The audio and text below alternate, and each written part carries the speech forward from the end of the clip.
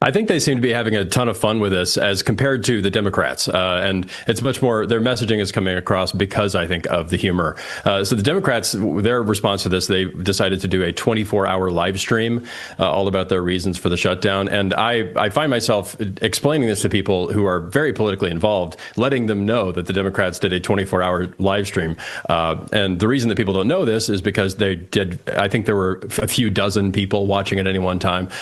So the Democrats' messaging is not going as far and wide as the Republicans is, and so a few dozen people watching as compared to the sort of the whole story about the shutdown became about the Hakeem Jeffries sombrero meme, and I think that's just a delightful transformation because the left can't help themselves commenting on again what is a very silly joke, and the joke itself is not really what's funny. What's funny is that they took it as seriously as they did and turned it into some kind of, that was the symbol. Believe it or, whether they liked it or not, they turned the sombrero into the symbol of the shutdown.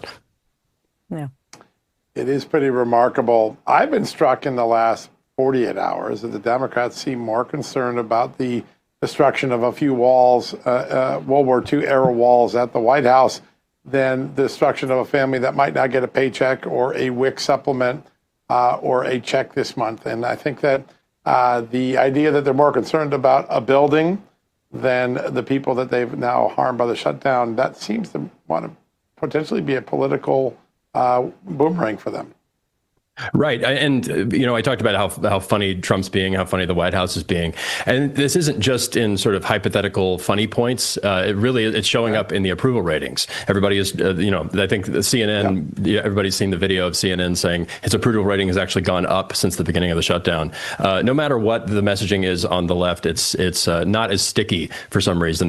They should maybe try some fun memes, but I don't see it working out very well for them. And it makes me think about, if I were not politically involved right now, if I didn't have any strong political commitments, and I was just trying to figure out which side seemed like the most fun, like the best time to join, I wouldn't say it's the Democrats because they have to, sort of be solemn all the time. They have to be worried about what's coming up. And I think the only thing they're allowed to laugh at is when their, political opponents get assassinated. It's this weird inversion of their laughing, having fun about the worst things on planet Earth, and we're having fun as we win and continue to win. I hope for more winning, obviously, but we're enjoying the fun and the winning.